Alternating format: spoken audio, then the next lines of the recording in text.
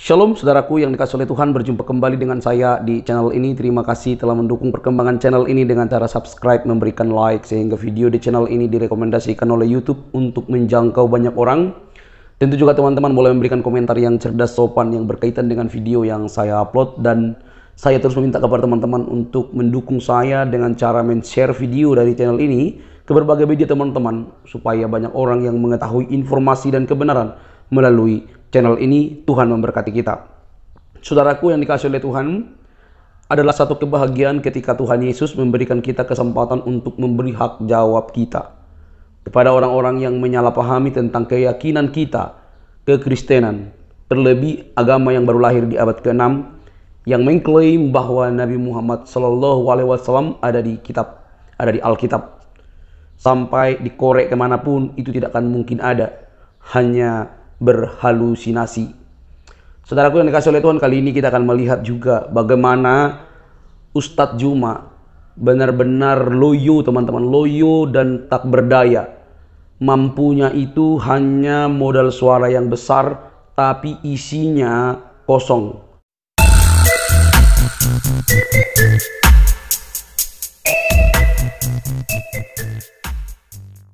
Jadi tadi sebenarnya Uniriva itu menyerang sih, jadi nggak apa-apa dilanjutin aja. Jadi biar saya ada kasih serangan juga ya. Jadi kalau saya hanya menjawab ya, dia tadi nggak closing kok, gitu ya. Jadi tadi kan bahas tentang 2 Korintus 11 ayat 8 ya. Jadi di situ kesannya Paulus itu perampok ya. Padahal kalau misalkan dibaca perikopnya di situ Paulus tidak mementingkan diri. Jadi itu ceritanya tentang apa? Kalau misalkan dibaca satu perikop itu tentang jemaat Korintus yang mereka itu sebetulnya mudah sekali diperdaya oleh para pengkhotbah palsu ya. Jadi ada nabi-nabi palsu saat itu ya, pengajar-pengajar palsu. Makanya kemudian dia menganalogikan dengan ayat seperti itu. Tetapi bukan dia yang melakukan perampokan, karena memang Paulus ini adalah pribadi yang luar biasa ya, pribadi yang suci. Jadi dia itu adalah pribadi yang paling rajin dalam hal sholat ya, sampai tangannya dia sampai kapalan Paulus itu. Nah, kemudian tadi membahas tentang ini ya, tentang pencurian gitu ya. Tadi kan mau di framing ke situ. Dan ini saya bisa nunjukin misalkan perang Khaybar ya, perang Khaybar di dalam sirah Mubarakfuri. Ini saya tunjukkan aja, boleh di pause bentar? Sudah di pause? Di pause ya. Nanti barangkali bisa dilanjutkan aja kalau misalkan mau dijawab. Ini menarik ya, boleh diperbesar ininya, layarnya. Nah, ya. Jadi, ini sirah ya, sirah Mubarakfuri. Barangkali teman-teman Islam, ustadz-ustadz jarang baca sirah, tapi nggak apa-apa.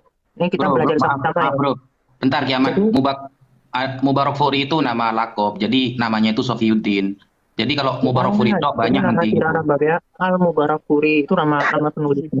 Aduh, Ya, nama saya namakan Sofiuddin Al-Mubarakfuri. Kalau Mubarakfurinya tok nanti banyak arahnya gitu loh. Oh ya, siap Ustadz. Ya. Jadi begini ya, jadi dikatakan Ibnu Ishaq menuturkan Rasulullah menemui Kinanah ya bin Arabi ya, yang menyimpan harta simpanan. Jadi ini tentang harta karun ya, dari ini ya, dari dia ya. Nah, Bani Nadir di sini. Nah, kemudian ya, bagaimana jika aku membunuhmu jika ternyata harta benda itu bisa kami temukan? Jadi si Kinanah ini mengatakan tidak ada hartanya. Nah, ternyata dia sembunyikan. Nah, jadi sebetulnya ini Muhammad mau melakukan pemalakan gitu ya. Bisa dibaca itu. Nah, kemudian di sini Kinana itu tetap membandel, dia nggak mau memberitahu Muhammad. Kemudian Muhammad itu menyerahkan Kinana kepada Az-Zubair seraya berkata, siksa dia sampai engkau dapat mengambil semua yang ada di tangannya. Nah, kemudian Muhammad menyerahkan kepada Muhammad bin Masmalah. Lalu dia memenggal leher Kinana hingga meninggal. Ya, jadi begitu kerennya ya Muhammad ini. Makanya kalau bahas tentang peperangan perjanjian lama begini ya teman-teman ya, di dalam Alkitab perjanjian lama itu bukan tentang politik, bukan tentang perluasan kekuasaan, tetapi bangsa Israel ini merupakan bangsa pilihan yang harus bangsa Israel ini dijaga oleh Tuhan. Justru di situ menunjukkan kalau Allah Israel itu melindungi mereka. Nah, kalau Muhammad itu punya kepentingan politik untuk agama Islam ini bisa menjadi money ya, bisa menjadi uang gitu pada akhirnya. Nah, bisa saya tunjukkan juga kisah dari Bani Quraisyah ya. Ini juga lumayan menarik, tapi ini panjang ini. Jadi Bani Quraisy ini saya ceritakan singkat aja. Jadi Muhammad menit ini lagi. mendapatkan pewahyuan ya, disuruh sama Jibril. Jadi Jibril mendatangi Muhammad, saya berkata, mengapa engkau letakkan senjata? Sesungguhnya para malaikat tidak pernah meletakkan senjatanya ya. Kemudian Muhammad ini ya dengan kelompoknya dia pasukan Muslim itu bergerak ke arah Bani Quraisy hingga mereka berkumpul dengan Muhammad yang jumlahnya ada 3.000 orang, penunggang kuda ada 30 orang ya. Nah, kemudian di sini Muhammad memberikan tiga pilihan. Mereka mau masuk ke agamanya Muhammad, ya, atau mereka membunuh anak-anak dan wanita-wanita mereka dengan tangan mereka sendiri, jadi sangat kejam ya. Terus yang ketiga, langsung menyerang Muhammad dan para sahabat, dan mereka melanggar. Jadi mereka sebenarnya nggak bisa menyerang, karena apa? Melanggar larangan berperang pada hari Sabtu. Nah, jadinya apa? Mereka itu Bani Quraisy itu menolak tiga tawaran itu. Nah, kemudian apa yang dilakukan? Ini langsung saya cepet aja. Yang dilakukan Muhammad adalah ini. Dipenggal. Jadi semua orang itu digiring di parit. Parit itu kayak lubang menyembelih hewan kurban begitu ya. Setelah itu orang-orang itu digiring ya, jumlah laki-laki saat itu digiring kemudian untuk dipenggal di parit-parit itu. Ya, yang perempuan nanti Anda baca sendiri, itu menarik ya. Saya nggak mau bicara kira-kira perempuan diapakan. Ya. Nah, jadi kita terbukti ya bagaimana ajaran Islam itu yang disebarkan dengan peperangan ya. Nyawa itu bisa diganti dengan harta, misalkan di dalam Abu Daud. Itu dalam buku 19 hadis nomor 3031. Dan itu tadi itu bukan hanya kisah tentang pembunuhan, tetapi perampasan harta atau dalam tanda kutip perampokan. Mohon maaf ya. Jadi memang Muhammad melakukan perampokan 10, di situ. Di situ ada harta karun. 8, ya. 7, Oke, gitu aja deh. 6, Biar 5, nggak panjang-panjang. 4, 3, 2, 1. Oke, Bang Afri. Dibuka ini sesi baru ya. Bang Zuma sama Ustadz Naz. Terus dari Kristen, Bang Erbian masih terus dengan kiamat atau mau ganti? Nggak apa-apa. Bentar, Umi cek dulu di bawah ada Kristen nggak, bentar ya. Nggak apa-apa, udah dibilang nggak apa-apa sama kiamat, aman. Saya tertib kok. Makanya saya nggak mau ngomong duluan, saya dengerin umat Islamnya gimana. Kalau seandainya barbar ya, saya 80%-nya lah, nggak apa-apa lah. Ya, kalau barbarnya dia banget ya saya 80%-nya aja. Tidak ada muslim yang menghujat. Makanya kita di sini gunakan diskusi secara edukasi ya, karena yang di bawah ini udah 1.000 viewer ini untuk mengedukasi netizen baik dari muslim juga dari Kristen. Silakan Ustaz Nazar, apa yang mau diangkat temanya? Tema apa Bang Zuma? Dilanjutkan aja Umi Dini, dilanjutkan ya tema ini ya. Siapa yang nabi yang sama seperti Musa itu, yang jago perang itu siapa itu ya? Itu silakan. Baik, lanjutkan. Silakan Bang Afri, dimulai Bang Afri. Ini dengan Bang Zuma dulu, dimulai waktunya 5 menit dari sekarang Bang Zuma, silakan. Oke, baik. Bismillahirrahmanirrahim. Al-Quran menerangkan, Bismillahirrahmanirrahim, Alladzina yattabi'una ar-rasulan nabiyyal ummi alladzina yajidunahu maktuba indahum fit Taurah wal Injil ya'muruhum bil ma'ruf wa yanhahum 'anil munkar wa yuhallimuhumullah wa yuhillu lahumut thayyibah wa yuhirrimu 'alaihimul khaba'ith wa yada'u anhum israhum wal aghlal allati kanat 'alaihim falladzina amanu bihi wa azzaru wa nazaru wattaba'u nural ladzina unzila ma'a ulaika humul muflihun. Orang-orang yang mengikuti Rasul Nabi yang ummi, yang namanya mereka dapati tertulis di dalam Taurat dan Injil yang ada pada mereka, yang ada pada Bani Israel, bukan yang ada pada Kristen ya, yang menyuruh mereka berbuat ma'ruf dan mencegah dari yang mungkar, dan yang menghalalkan segala yang baik bagi mereka dan mengharamkan segala yang buruk bagi mereka, dan membebaskan beban-beban dan belenggu-belenggu yang ada pada diri mereka. Adapun orang-orang yang beriman kepadanya, memuliakannya, menolongnya, dan mengikuti cahaya yang terang dari Tuhannya kepada di dalam Al-Quran, mereka itulah orang-orang yang beruntung. Nah, kalau kita berbicara mengenai nubuatan yang diceritakan di dalam Al-Quran bahwa Nabi terdahulu, kitab-kitab terdahulu yang sudah tidak ada sekarang ya, karena yang sampai sekarang di Kristen itu hanya itu menerangkan bahwasanya akan datang sosok penegak hukum-hukum Tuhan di dalam kehidupan umat manusia, anak keturunan Adam. Kalau nabi-nabi terdahulu menegakkan di dalam kitabnya mereka, jangan ada Tuhan selain Allah, jangan menyembah patung ya, jangan menyembah manusia, apalagi burung merpati. Jangan merebut nama Tuhan, menyebut nama Tuhan dengan sembarangan, apalagi menyebutnya dengan bahasa Yunani. Ingatkan dan kuduskan hari yang dimuliakan oleh Tuhan, yaitu hari Sabat. Hormati ayah ibu, jangan membunuh, jangan berzina, jangan mencuri, jangan mengucapkan saksi dusta, jangan mengingini rumah. Ini adalah hukum-hukum yang harus ditegakkan oleh manusia di muka bumi ini. Tetapi kemudian nabi-nabi yang datang kepada Bani Israel termasuk Yesus tidak mampu dan tidak sanggup. Kenapa? Karena dia dibarengi dengan penista, penghujat dan penganiaya daripada murid-muridnya sendiri, yaitu Paulus. Paulus adalah musuh Yesus sejak pertama kali Yesus mulai menyebarkan ajaran tauhid. Dia itu adalah termasuk algojo ya, yang paling bengis membantai para pengikut Yesus yang asli, bukan yang ngaku-ngaku sebagai pengikut tapi pentuhan. Jadi Paulus ini memiliki kemampuan berbahasa Yunani, yang kemampuan sastra bahasa yang mumpuni di zamannya, dan ia memiliki pengalaman luas dalam strategi intelijen dan politik. Itulah Paulus yang kemudian ketika melihat Yesus dan pengikutnya yang ya hanya sedikit terdesak oleh kekuatan politik dan militer Romawi, Paulus merasa mendapat peluang kemudian untuk memanfaatkan pengikut Yesus yang makin banyak itu sebagai kendaraan politik demi menguasai pemikiran bangsa-bangsa di masa itu yang didominasi oleh pemikiran Yunani dan Romawi yang ajarannya adalah paganisme yang hari ini kita lihat. Oke, jadi ini sebagai pembuka dari saya bahwasanya Nabi yang datang seperti Musa itu harus gagah berani, harus memiliki pasukan bala tentara sebagaimana yang diceritakan di dalam Yesaya 42 nomor 1. Jadi bukan yang membunuh lalu kemudian kirim surat kemana-mana, aku adalah rasul, aku lalu kemudian dari kekuasaan negara kekaisaran yang menerima ajarannya sebagai ajaran kekaisaran, itulah yang digunakan sebagai kendaraan untuk melanggengkan ajaran paganisme yang diajarkan. Saya kira begitu dari saya. Jadi Nabi yang sama seperti Musa itu jelas adalah baginda Rasulullah Muhammad SAW, bukan Paulus. Demikian. Masih 30 detik lagi. Oke, ini 2 lawan 2 ya, Dinda? Iya. Afri, Oke, nanti Dinda Wafi silakan dilanjutkan. Jadi intinya bahwasanya Nabi yang sama seperti Musa itu ada 2 kandidat.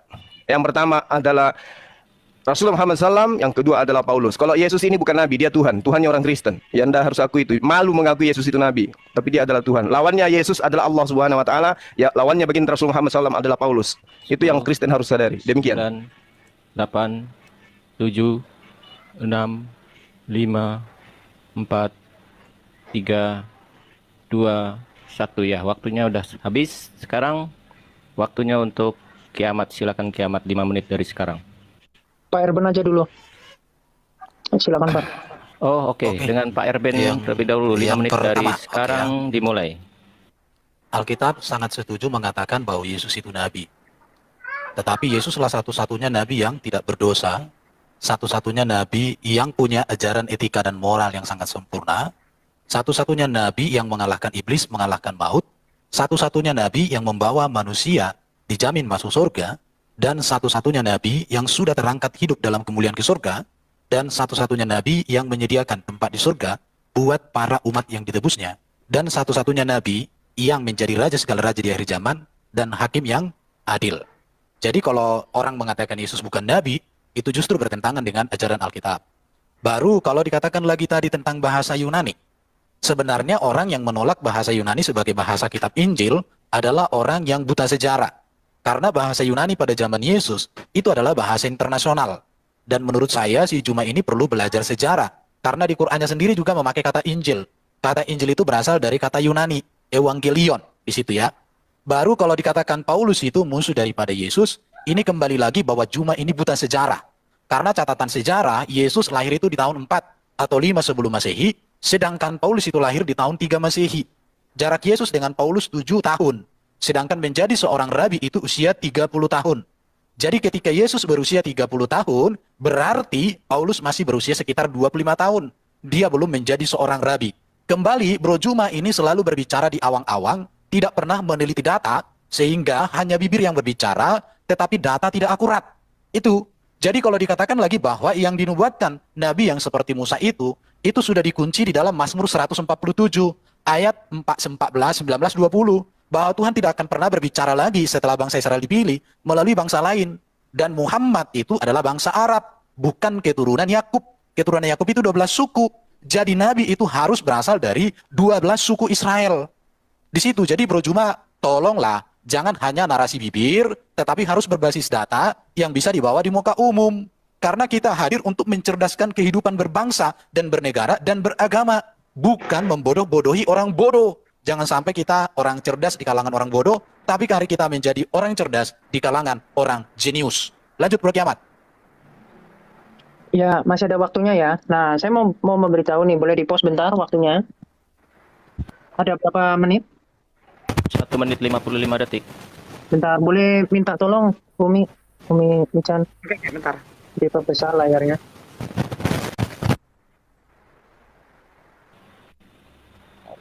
Bentar ya. Oke, wait ya, wait. Aku tunjukkan dulu cover bukunya ya. Jadi supaya teman-teman bisa belajar ya dari buku ini. Jadi kadang saya miris kalau ngobrol sama teman Islam tapi nggak ngerti literatur sama sekali. Jadi langsung ngomong misalkan Kristen itu agama pagan ya. Jadi artinya belum belajar sama sekali tentang Islam. Jadi begini ya, Buka ini saya datanya tunjukkan. dulu aja Kiamat, buka dulu Ya. biar saya start. Oke, Waktu. sudah aman. Oke, saya Terima start kasih ya. waktunya, silakan. Ya, di sini dikatakan gini ya, sebelum Islam datang, ya, penduduk Arab menganut agama yang bermacam-macam dan Jazirah Arab telah dihuni oleh beberapa ideologi keyakinan agama. Bangsa Arab sebelum Islam telah menganut agama yang mengakui Allah sebagai Tuhan. Jadi itu sejalan ya dengan Quran surah 16 ayat 57 dan surah 53 ayat 19 sampai 21 di mana di situ Allah itu mengakui dirinya adalah sesembahan pagan. Makanya itu Allah ini ya menolak gitu dia mempunyai anak perempuan dan seterusnya karena memang orang-orang pagan saat itu menyebut nama Tuhannya siapa di sini Allah sebagai Tuhan mereka. Jadi Allah ini bukan proper name tapi generic name. Kalau proper name itu nama Tuhannya umat Islam siapa, ya jangan Anda sebut Allah karena itu nanti sama dengan orang-orang pagan saat itu jatuhnya ya, karena makna dari Tuhan Allah itu apa? Allah itu adalah sesembahan dan Alkitab itu sepakat dengan itu. Jadi kalau ada yang menyembah dewa ya dia kalau dia dalam perjanjian baru dikatakan teos gitu ya. Kalau teos itu bisa dewa-dewa, bisa ini ya. Jadi tergantung nanti konteksnya, bisa malaikat-malaikat dan seterusnya. Jadi penting untuk memahami bahasa ya supaya nggak terjebak dengan kaidahnya sendiri. Kemudian kepercayaan Islam ini itu diwarisi secara turun-menurun ya sejak Nabi Ibrahim alaihissalam dan Ismail alaihissalam. Makanya nggak heran ketika Muhammad ya dikatakan dia itu menceritakan cerita dongeng ya di dalam surah 8 ya, QS 8. Saya lupa ayatnya, nanti saya bisa tunjukkan lah. Nah itu dikatakan cerita-cerita dongeng, jadi yang disampaikan oleh oh ini surah 8 ayat 31. Nih bisa saya langsung tunjukkan, boleh di-pause bentar. Saya langsung ingat ya. Jadi Tuhan Yesus memberikan hikmat ya, ayat 31 nih. Kita lihat. Jadi Al-Quran Waktunya itu udah habis, sebetulnya Kiamat. waduh ya, ini. Hanyalah dongeng-dongeng orang terdahulu nih. Al-Quran tidak lain hanyalah Udah habis, dongeng-dongeng orang Kiamat. terdahulu. Oke, terima kasih. Ya, Dinda Wafi silakan.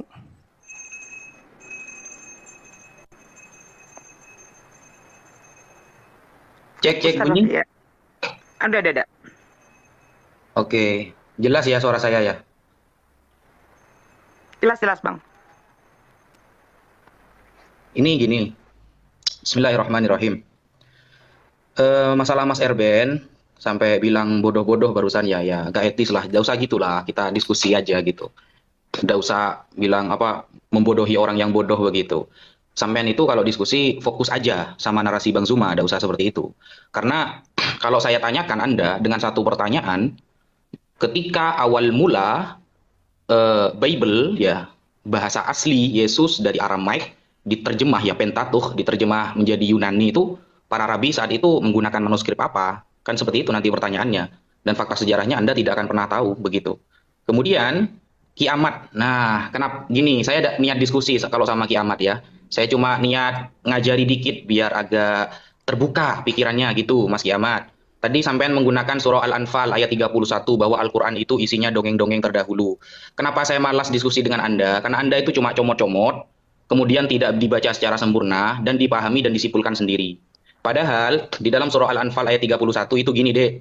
Wa idza tutla 'alaihim ayatuna qalu qad sami'na law nasha'u laqulna mithla hadza in hadza illa asatirul awwalin. Dan apabila ayat-ayat kami dibacakan kepada mereka ini orang-orang kafir. Kalau Al-Quran dibacakan kepada orang kafir ini akan berkata, sesungguhnya kami telah mendengar ayat-ayat seperti ini. Jika kami menghendaki niscaya kami dapat membacakan yang seperti ini. Al-Quran ini tidak lain hanyalah dongeng-dongeng orang terdahulu. Jadi orang yang mengatakan Al-Quran itu dongeng terdahulu itu orang kafir. Makanya sampean bernarasi seperti itu karena Anda kafir. Begitu. Itu orang-orang Quraisy di sana dengan kesombongannya mengatakan ketika dibacakan ayat Al-Quran, mereka mengatakan hadza asatirul awwalin. Ini hanya dongeng-dongeng terdahulu gitu loh. Makanya saya malas diskusi sama Kiamat ini apa? Nyomot, nyimpulkan, pakai tafsir tadi bilang ahlul kitab ini minoritas. Loh, Nabi itu pendatang di Madinah. Alkitab itu mayoritas di sana. Seperti itu. Anda kalau nggak paham sejarah Islam, janganlah deh, nggak usah diskusi. Belajar dulu sama saya, nggak apa-apa, di Zoom berdua gitu. Karena gabrul nantinya membawa tadi ya, apa data yang dibawa tadi, bahwa dulu sebelum Islam datang, orang-orang sudah beragama apa itu? Agama dengan menyebut nama Tuhannya adalah Allah. Itu nggak diteruskan narasinya. Coba diteruskan. Di bawahnya ada tulisannya itu, bahwa agama itu disebut oleh Allah dengan agama Hanif. Itu ada perinciannya. Agama Hanif itu memang ada. Makanya Sayyidah Khadijah itu agamanya Hanif. Hanif itu artinya lurus, tidak bengkok, tidak nyembah berhala gitu loh. Sekianlah. Oke, jadi tidak tersentuh ya tema kita ya, bahwa Nabi yang sama seperti Musa itu adalah baginda Rasulullah Muhammad SAW dan bukan Paulus. Kalau Paulus ini jelas dia Nabi palsu yang dinubuatkan Yesus yang datang dari tengah-tengah Bani Israel itu sendiri. Kisah Para Rasul 13 nomor 1, Saulus itu adalah nabi di Antioquia. Nah, terkait dengan nabi yang sama seperti Musa, diterangkan di dalam Kejadian 25 nomor 15 yang menghuni utara kota Madinah, itu disebut tema di dalam kitab Kejadian. Lalu kemudian Rasul Muhammad SAW dikatakan pula bahwasanya di dalam sirah Nabawiyah, tanggal 12 Rabiul Awal 1 Hijriah, umat Islam hijrah dari Mekah ke Madinah. Dan setahun kemudian, tepatnya tanggal 17 Ramadan tahun 2 Hijriah, umat Islam kemudian berhasil mengarahkan orang-orang kafir Mekah dalam peperangan Badar Kubra. Nah, ini adalah perang pertama umat Islam berhadapan dengan kaum musyrikin Mekah. Dan mereka kaum musyrikin ini adalah keturunan dari Bani Ismail yang disebut Khedar. Dan itu tertera di dalam nubuatan Yesaya 21, nomor 16, nomor 17. Dalam setahun lagi, menurut masa kerja prajurit upahan, maka segala kemuliaan Khedar akan habis, dan dari pemanah-pemanah yang gagah, dari Bani Khedar akan tinggal sejumlah kecil saja. Ini kira-kira kalau dari Yesus, siapa pasukan Yesus yang datang kemudian membasmi ya daripada kemuliaan Khedar ini? Adakah? Adakah pasukan Paulus yang datang membasmi Bani Khedar sesuai dengan Yesaya 21, nomor 16, nomor 17? Tidak ada sama sekali. Ini digenapi oleh perang Badar yang mana Rasul Muhammad SAW pada tahun 2 Hijriah, setahun setelah 1 Hijriah, kemudian beliau melumpuhkan kota Mekah, di mana kota Mekah itu berpenghuni dari keturunan Khedar. Hayo, kalau ada bantahan silakan bantah data itu. Data yang ada dalam kitabnya agama Yahudi, bukan di kitab kalian ya. Lalu kemudian dikatakan dalam Yesaya, di situ sangat jelas dikatakan bahwa umat Islam ini akan mempunyai nyanyian baru untuk memuji Allah. Yesaya 42, nomor 10, nomor 12, nyanyikan nyanyian baru bagi Tuhan. Mana nyanyian baru itu? Dalam bahasa Yunani? Nggak mungkin. Nggak mungkin. Halo. Pasti bahasa dari keturunan Abraham alaihissalam. Demikian. Ya, waktunya habis. Ya. Umi, Iya, ya. mungkin ada yang bisa pakai layar gitu yang di bawah biar timernya Ya, yang bisa tampilkan sesuai. timer, betul. Oke, siapa yang bisa tampilkan timer tolong typing. Biar saya turun. Abudi Makasih bisa Pak Ustadz tampilkan Cuma. timer nggak? Salam kenal Islam. Ustadz Najah. Assalamualaikum. Iya, Saya turun iya, di saya bawah berapa tadi? jadi moderator. Terima kasih, Ya, saya berapa Bang. tadi? Makasih. Oh, ada Bang Alif, ada Bang Alif bentar. Yesaya 21 nomor 16 nomor 17 ini adalah nabi yang sama seperti Musa yang melumpuhkan kota tempat kediaman Khedar, dan itu tidak dilakukan oleh Paulus. Apalagi Yesus. Assalamualaikum Kang Alif. Bisa bantu timer Kang Alif? Waalaikumsalam warahmatullahi. Sebentar Misap, tak siapkan bentar. Boleh sebentar. Umi Michan minta ini dong, apa frame? Biar aku Minta apa? bisa- Permen. Ya, permen Ini, lato-lato minta. Jadi gini, Kurang jelas suaranya, Bro. buat para narasumber saran ya. Jadi gini, kita siapkan timer, jangan minta di on off kan ya. Jadi sesuaikan aja, siapkan data. Jadi waktu tetap berjalan, silahkan Anda siapkan data gitu. Oh gitu. Ya, berarti nyebut Saya- ayat doang boleh ya? Nggak perlu dibaca. Kalau Kayak cuma Cuma tadi. kalau baca ayat itu sudah termasuk nunjukin data. Apa disebutin aja surat apa gitu. Ini kesepakatannya berapa menit? Mungkin dinaikkan 6 menit ya, jadi satu orang 3 menit gitu. Oh ya. Saya bawa satu HP ini, nggak bisa book on cam ini. Nggak apa-apa disebutkan, ini dibacakan aja Ustaz. Mm-mm.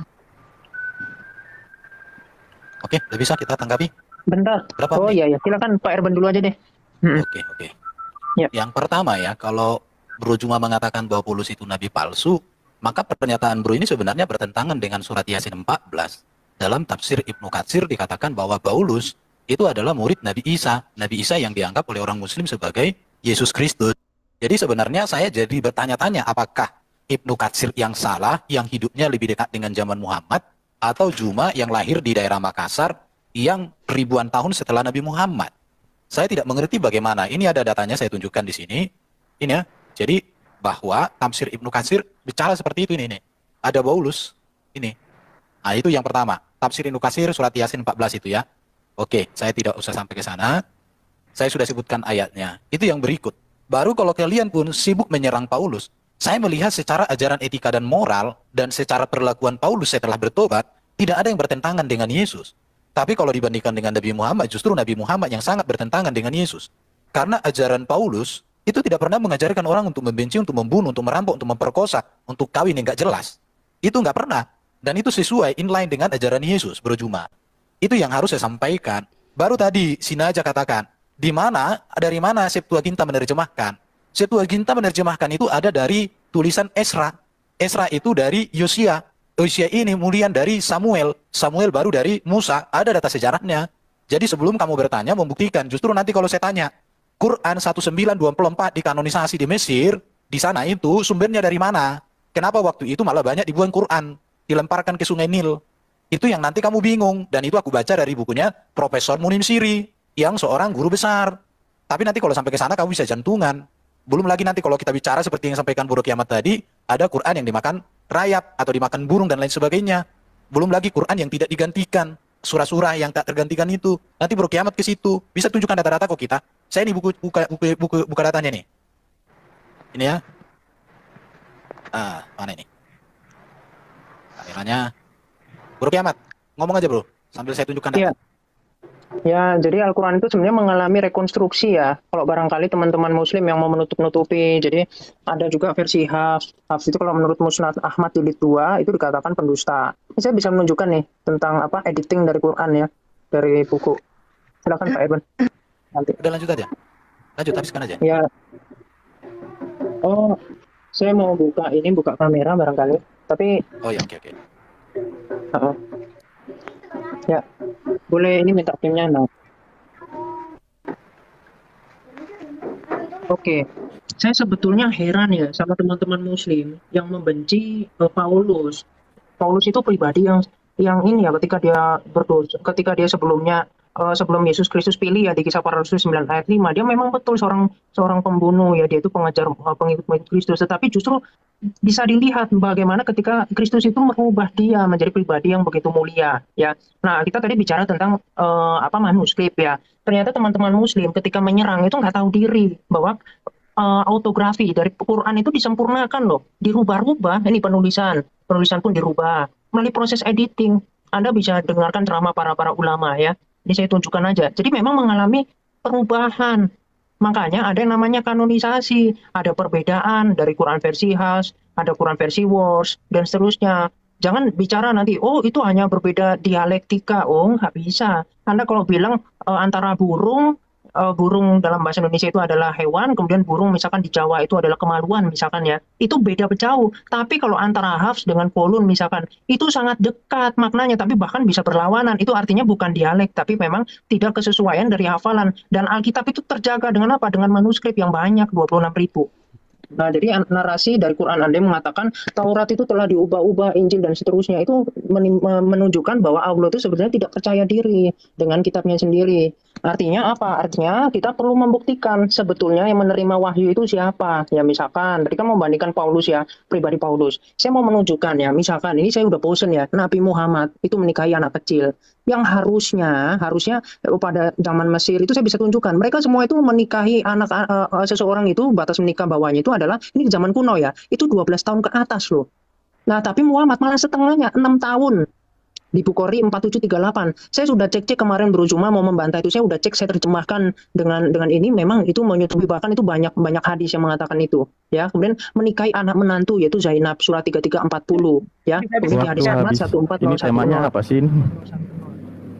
Temanya Itu tidak kan berdaya, bukan Dinda. mana. Temanya ketidakberdayaan. Bingung saya ini. Iya, tadi kan kadang-kadang. ke Paulus ya. Saya bahas ke Muhammad, jangan Ya, marah-marah. Nabi yang sama seperti Musa, apakah Paulus pendiri Kristen atau baginda Rasulullah Muhammad SAW? Itu poinnya.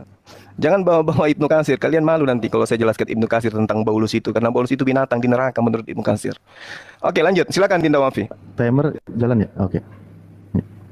Iya. Bismillahirrahmanirrahim. Tadi Mas Erben bilang Pentatuh ya. Pertama kali ketika diterjemah Yunani itu dari Esra. Coba dibuka datanya Mas Erben, saya ingin tahu. Kalau masalah kanonisasi ya, bukan kanonisasi ya, tapi kodifikasi Al-Quran. Yang di Mesir itu apa? Yang dirubah itu apa? Coba tunjukin. Yang dirubah di Mesir itu apa? Dan Mun'im Sirri itu siapa? Ulama liberal kok. Mun'im Sirri itu kenapa kok ditolak oleh mayoritas ulama Islam di Indonesia? Karena dia menghalalkan LGBT. Bukunya banyak. Itu dulu waktu saya diskusi sama Anda, Mas Erben, itu sudah saya jawab itu. Nggak usah pakai Mun'im Sirri. Orang yang menghalalkan LGBT kok dipakai. Apakah Anda pecinta LGBT? Dia tuh orang liberal gitu loh. Nggak usah dipakai. Saya heran kadang ya, kok perkataan orang yang seperti itu yang Anda kutip gitu loh. Nggak ada yang kredibilitasnya lebih hebat lah daripada orang yang suka LGBT gitu. Yang kedua, kemudian tentang ayat Al-Quran yang dimakan kambing katanya. Itu kan dinarasikan dalam dua hadis. Yang pertama hadis yang diriwayatkan oleh Al-Imam Ibnu Majah. Yang kedua diriwayatkan oleh Al-Imam Ahmad dalam Al-Musnad. Kedua-duanya itu adalah termasuk hadis muttorib. Hadis muttorib apa? Yaitu hadis yang matannya sama tapi simpang siur isinya. Hadis muttorib itu tergolong dhaif. Kenapa? Karena periwayatannya simpang siur dan rawi-rawinya tidak terpercaya. Gitu. Makanya belajar ilmu hadis dulu. Jangan narasi dulu gitu loh. Apalagi sampai mengeluarkan surah Yasin ya, ayat 14. Ketika di sana mengatakan inna ilaikum lamursalun. Di dalam tafsir Ibnu Katsir ditulis Yohanna dan Paulus. Yohanes dan Paulus. Anda harus tahu, penulisan tafsir Ibnu Katsir itu menuliskan beberapa macam riwayat tanpa menyebutkan riwayat ini benar atau tidak. Nanti pembenaran atau tidaknya, Imam Ibnu Katsir menulis kitab yang lain khusus untuk riwayat tersebut. Namanya Kitab Al-Bidayah wan Nihayah. Itu nanti di sana Anda akan melihat bahwa riwayat dalam surah Yasin 14 tentang Yohanes dan Paulus itu adalah riwayat maudhu, riwayat palsu. Harus tahu metode penulisan kitab tafsir itu gimana gitu loh Mas Erben. Padahal sudah saya jawab dari dulu, itu gak mudeng-mudeng sampean ini. Apalagi kalau kita melihat ya seperti Imam Ibnu Taimiyah, kemudian Imam Ibnu Katsir, Imam Ahmad, semuanya mengatakan Paulus itu nama binatang di neraka jahanam. Ada yang mengatakan nama batu di neraka jahanam. Ada juga yang mengatakan nama jurang di neraka jahanam. Itu Paulus bahasa Arabnya. Begitu. Mau nggak dibilang Paulus itu jurang di neraka jahanam? Kan modiar kamu nanti. Lanjut Bang Zuma. Iya, jadi tak berdaya kalian ya untuk kemudian menyatakan nabi yang sama seperti Musa. Jadi perdebatan kalian tadi dengan Unirifa itu menjelaskan tentang nabi yang sama seperti Musa yang jago perang itu. Kalau Paulus Paulus jago apa ya? Lalu kemudian di dalam Yesaya 5, kalau kamu baca satu perikop, di situ terang dikatakan bahwasanya ini bukan isapan cembol belaka. Ini penggambaran bagaimana sebuah kota kemudian yang atributnya sebagai kota Tuhan.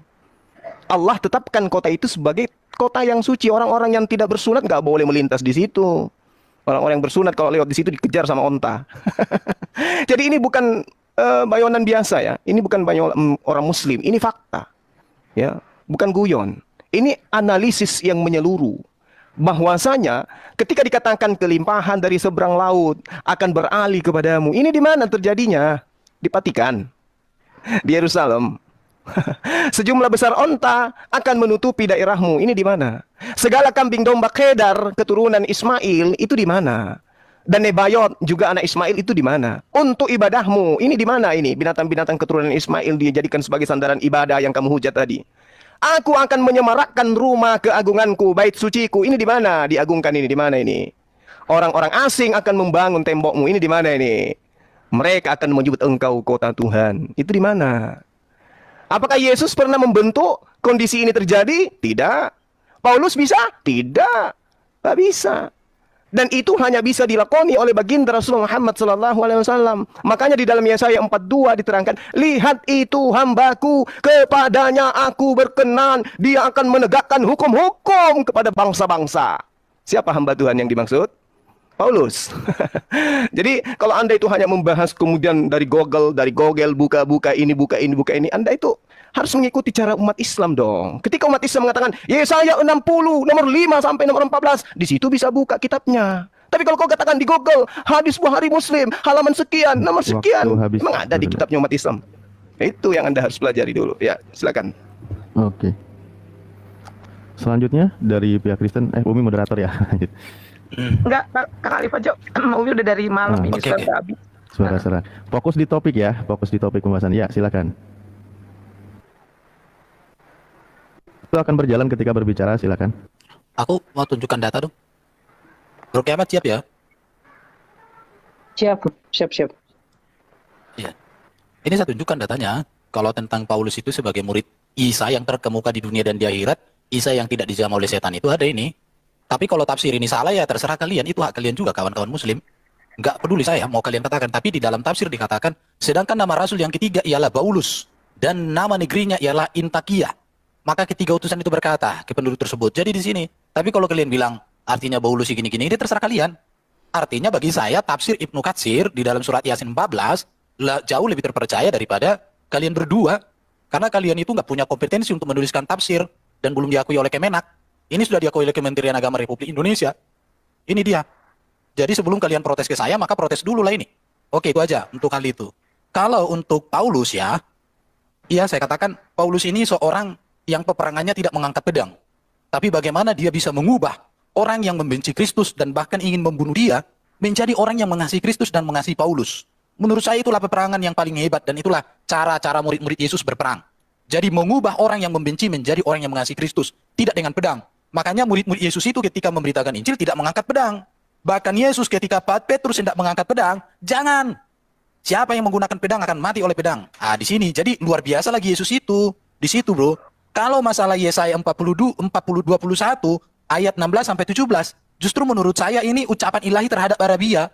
Sebab beginilah firman Tuhan kepadaku, dalam setahun lagi, menurut masa kerja prajurit upahan, setahun lagi, jadi nggak berlaku lagi zaman Arab. Karena jarak Yesaya dengan Muhammad itu ribuan tahun. Yesaya ini sekitar tahun 800 sebelum Masehi, sedangkan Muhammad itu di tahun 700. Berarti ini jaraknya sekitar 1500 tahun. Sementara di sini dalam setahun lagi. Jadi Bro Juma ini mengutip sesuatu tapi tidak membaca, tidak mengerti. Anda harus tahu bahwa Yesaya dengan Muhammad jaraknya ribuan tahun. Sementara di sini dalam setahun lagi. Dan dari pemanah-pemanah yang gagah perkasa, dari Bani Kedar akan tinggal sejumlah kecil saja, sebab Tuhan Allah Israel telah mengatakannya. Jadi tidak ada hubungan. Baru siapakah Nabi yang cocok dengan Nabi yang dinubuatkan oleh Musa? Saya katakan itu bukan tentang Paulus dan itu bukan tentang Muhammad. Tapi itu lebih tepat kepada Yesus. Kenapa? Karena kita melihat di sini bahwa kalau kita lihat ya, itu Musa itu bangsa Israel, Muhammad bangsa Arab. Nggak nyambung. Musa itu sekolah, Muhammad tidak sekolah. Tadi Bro katakan. Muhammad seorang buta huruf, sedangkan Musa seorang yang jenius, bahkan sekolah kerajaan. Musa mengadakan banyak mujizat. Nabi Muhammad tidak mengajarkan mujizat. Surah 28 ayat 48. Baru kita lihat lagi Muhammad menerima wahyu melalui malaikat Jibril. Sedangkan Musa menerima wahyu langsung dari Allah. Musa melihat langsung kemuliaan Tuhan. Muhammad tidak pernah melihat kemuliaan Tuhan. Ibadah yang dibawa oleh Muhammad, ritualnya itu ada lempar juhro itu, lempar setan. Sedangkan ibadah yang dibawa oleh Musa tidak ada seperti itu. Peraturan ibadah Musa yang diberikan ada kurban pengampunan dosa, ada hari raya perayaan. Sedangkan di dalam Nabi Muhammad nggak ada perayaan, nggak ada kurban. Semuanya bagi-bagi daging. Itu bedanya. Jadi nggak ada kaitan. Nabi yang seperti Musa itu bukan Paulus dan bukan Muhammad. Tetapi yang lebih tepat dengan hal itu adalah Yesus. Di situ. Kenapa saya katakan begitu? Karena ini sudah diklaim juga oleh Alkitab. Di mana dikatakan oleh Petrus bahwa Nabi yang seperti Musa itu, Kisah Rasul 3 ayat 11 sampai 26, itu adalah tentang Yesus Kristus.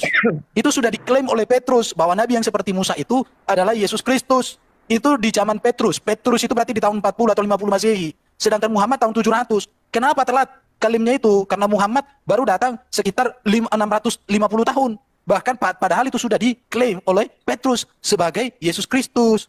Nah itu lanjut Bro. Apa Kiamat? Sorry, waktu ku habis baca. Ayo, Ya, jadi boleh minta frame-nya dulu. Ya, nah jadi saya melanjutkan ya. Jadi ketika mau membandingkan Musa dengan Muhammad, tentu saya mau menunjukkan perbedaannya. Nah, misalkan Muhammad tadi kan udah saya tunjukkan mengawini anak di bawah umur, tapi ini standarnya adalah ini ya. Coba saya tunjukkan ya. Ini sebetulnya menarik kalau waktunya banyak ini. Nah ini dari tesis ya, dari tesis. Jadi saya bisa tunjukkan. Nah, di sini dikatakan kalau di Yunani itu umurnya 14 tahun menikah. Kalau misalkan di Romawi kuno itu 12 tahun ya wanita tuh. Di Mesir kuno itu wanita 12 tahun. Di Cina itu 15 tahun ya. Kemudian di Eropa itu 12 tahun ya. Jadi kelihatan kalau yang di Arab ini memang secara adat dan budaya itu memang sudah di bawah standar ya, standar normal. Makanya kalau menurut jurnal kesehatan atau psikologi ya itu mohon maaf disebutnya pedofilia. Karena di Bukhari 4738 Aisyah itu disetujui ketika berumur 9 tahun gitu ya. Kemudian Muhammad itu juga menikahi anak menantu. Nah, itu tidak dilakukan oleh Musa. Jadi kalau Anda mau menyamakan itu ada di mana? Di surah 33 ayat 40. Kemudian di dalam Ahmad ya, hadis Ahmad 14010 di situ ketika Muhammad melihat seorang wanita, dia suka dengan Zainab saat itu, dia langsung mendatangi istri siapa? Istri anaknya. Oke, waktu habis. Oke. Itu ya perbedaannya. Kembali fokus ke tema ya. Ini kayaknya tafadhol dari pihak Muslim, Ustaz Naja dan Brother Juma. Kan kita membandingkan apakah Musa ini betul? Silakan Ustaz Wafi. Muhammad ini penerus Musa, begitu. Nanti saya lanjutkan. Bismillahirrahmanirrahim. Seperti biasa ya, yang pertama Mas Erben cuma ngutip-ngutip ayat saja sih. Tadi mengatakan Musa itu diberikan mukjizat, kalau Nabi Muhammad tidak. Dalam QS 48 ayat QS 28 ayat 48 surah Al-Qasas ya maksudnya. Surah Qasas ayat 48. Ini entah Mas Erben apa hanya baca terjemahannya atau tidak paham konteksnya. Dari awal seperti itu. Tadi saya sudah perjelas, penulisan tafsir Ibnu Katsir itu caranya menyebutkan beberapa riwayat. Nanti penjelasan riwayat itu benar atau tidak, beliau tulis di kitab satunya namanya Al-Bidayah wan Nihayah. Malah Mas Erben bilang ini tafsir Ibnu Katsir lebih terpercaya, bro. Kamu udah bisa buat tafsir. Dengarkan jawaban kami lalu bernarasi, Bro Erben, mengenai surah Al-Qasas 48 yang bahwa Nabi Muhammad SAW tidak diberikan mukjizat sebagaimana Nabi Musa yang kamu utarakan. Di sana padahal sudah jelas ayatnya. Falamma ja'ahumul haqqu min indina qalu laula utiya mithla ma utiya Musa. Awalam yakfuru bima utiya Musa min qabl qalu sihrani tadhahara wa qalu inna bikullin kafirun. Jadi ketika Rasulullah diturunkan Al-Quran, Allah memberitahukan kepada orang-orang kafir bahwa Al-Quran adalah mukjizat Nabi Muhammad. Orang kafir ini mengatakan itu hanya sihir. Musa memiliki mukjizat dan Muhammad tidak memiliki mukjizat. Ini fitnahan orang kafir, bro. Yang kamu pakai ini.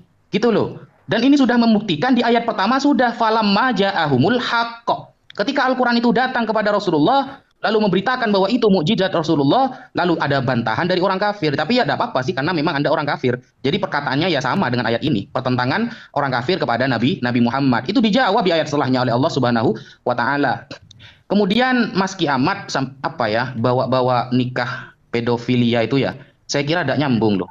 Karena ini persamaan tentang Nabi Muhammad dan Nabi Musa, kok malah bawa pedofil itu kemana arahnya? Kamu nanti mati kutu kalau bawa ke sana. Lanjutlah Bang Zuma. Oke, Gak nyambung baik. Kiamat ini. Lanjut Bang. Ya, memang dia namanya juga manusia Google. Mati lampu habis dia. Jadi Nabi Musa itu menerima wahyu pertama di gunung, yaitu Gunung Sinai. Rasul Muhammad SAW juga menerima di gunung, yaitu Gunung Jabal Nur. Ayo, Yesus di mana? Paulus di mana?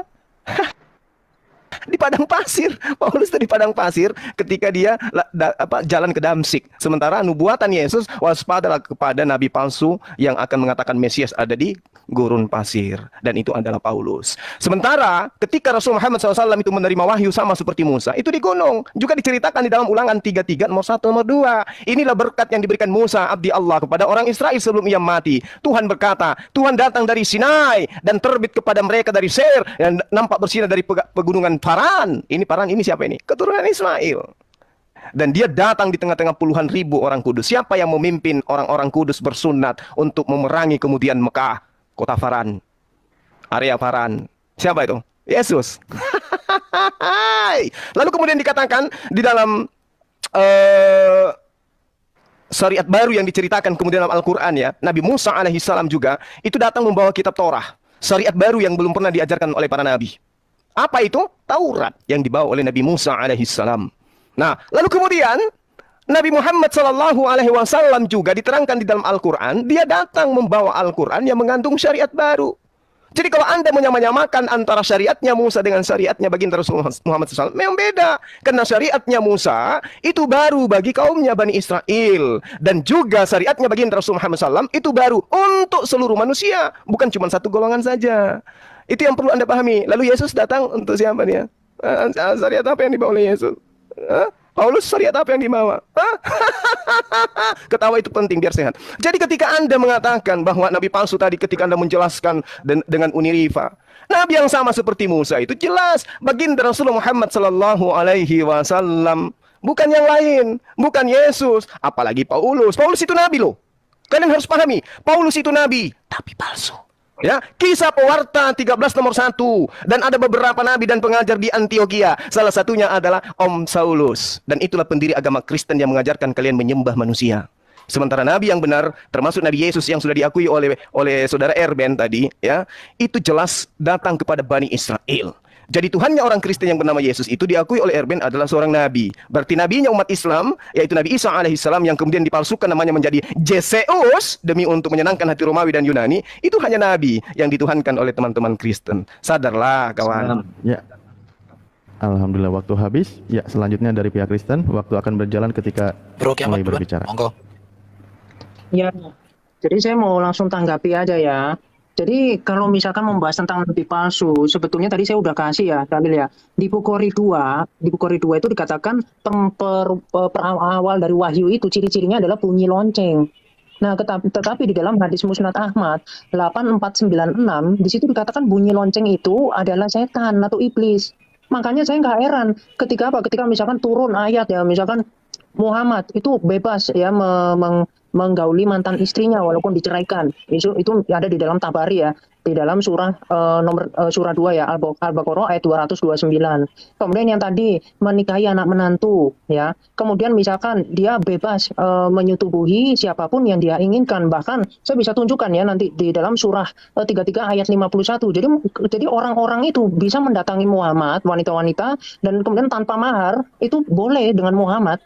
Ya, kemudian itu ada di Tabari. Kemudian mendatangi istri orang yang tadi saya pertegas di dalam Ahmad 14010 ya, Ustadz Ahmad. Nah, makanya ini saya bandingkan dengan Musa. Kalau Musa memang tujuannya dia untuk memberitakan Taurat ya, menjadi suri tauladan. Nah, sedangkan Muhammad apa suri tauladannya ya. Nah, sedangkan dia untuk berperang ini saya bisa tunjukkan ya di dalam ini ya, Ibnu Hisham. Nih, boleh diperbesar dulu frame-nya. Umi, diperbesar dulu Umi. Waduh, waktu saya terbuang. Waktu. Ngomong aja bro, ngomong aja sambil nanti ini saya mau menunjukkan data. Jadi biar nggak ini ya. Di pause sama. Ya.